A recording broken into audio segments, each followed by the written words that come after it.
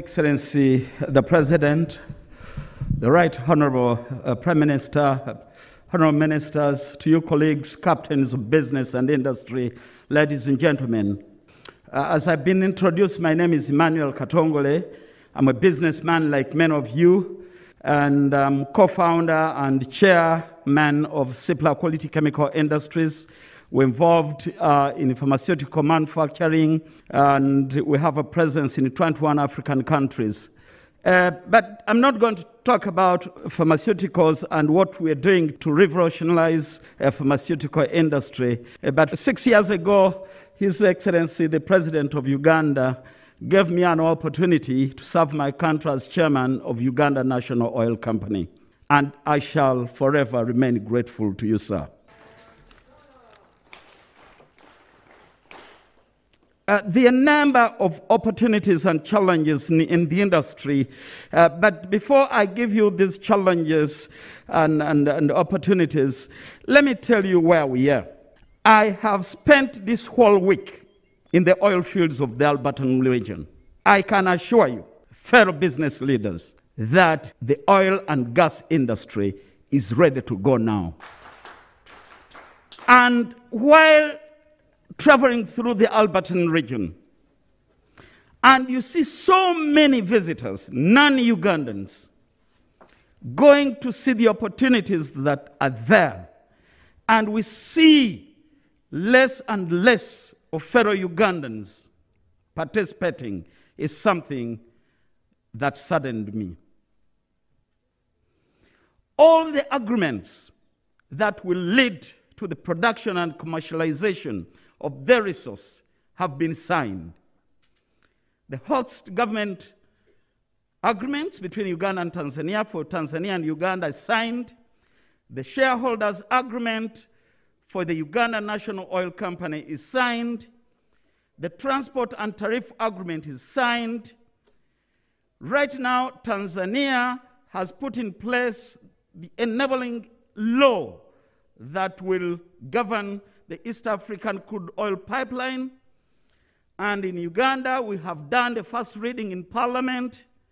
And for that, I humbly request His Excellency the President to ensure that Uganda passes that law within the next 2 weeks, and Uganda will be ready to run.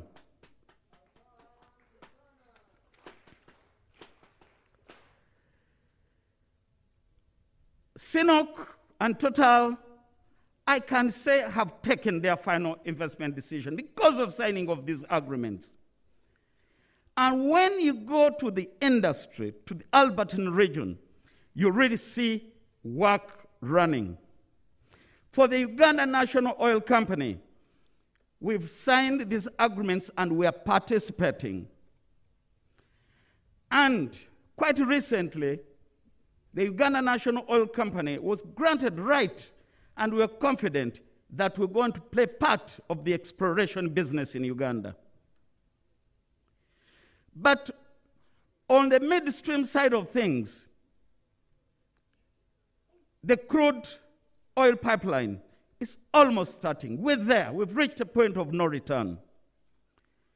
The feed engineering for the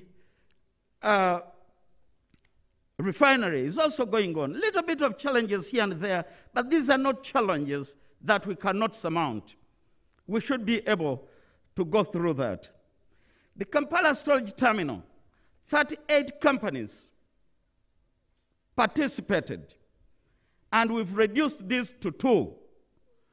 And probably within the next 3 months, we should have a partner to build the Kampala storage terminal.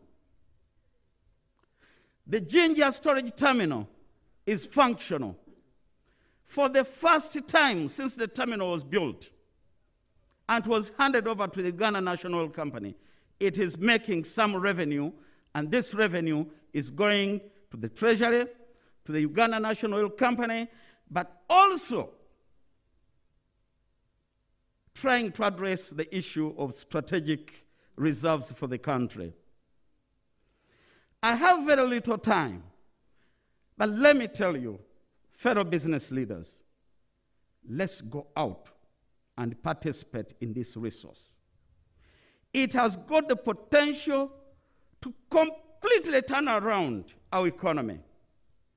But the responsibility to do so is as good to His Excellency the President, to the Right Honorable Prime Minister, the Honorable Ministers, as it is to you and to me. It is for all of us to make sure that we participate and make this resource work for our country. There are a number of opportunities that there are in the sector. We've got material supplies and other supplies, civil, electrical, mechanical, construction materials, pharmaceuticals, vehicles, equipment, and utilities. This must be done by us. We've got services, accommodation, fabrication, security, medical, catering, transportation, clearing and forwarding. All these are open, and a favorite law that really guarantees Ugandans to participate in local content was put in place. Please go back to your companies and study what it means to participate. There are other specialized services that are required for oil and gas. Yes, they are specialized, but let's go out for partnerships. Partnerships matter. If you do not know, I'm a student of economics, but I'm probably one of the biggest manufacturers of pharmaceuticals because of partnerships. Let's do it. There's midstream development and operations of pipelines and refineries. Design, construction, and operation of ECOP. Dream as business leaders. How are we going to get into this? How can you map your business to make sure that it participates and the people of Uganda participate in all this?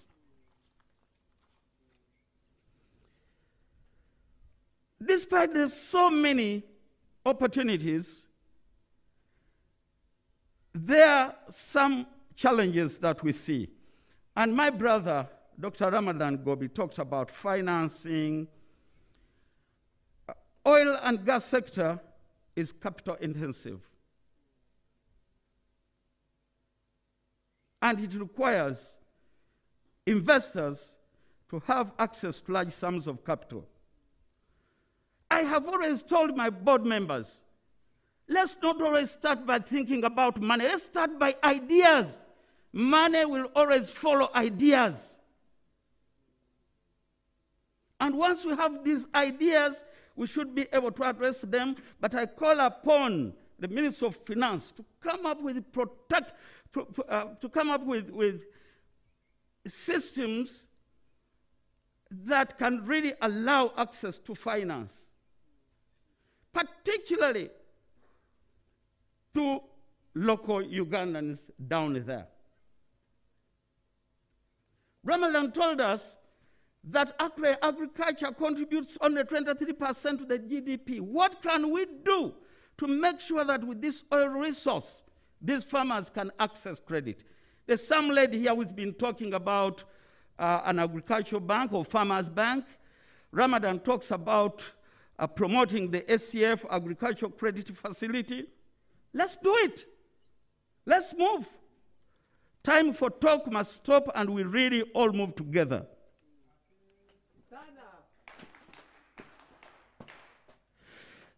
Your Excellency, there are challenges in negotiation of oil and gas contracts.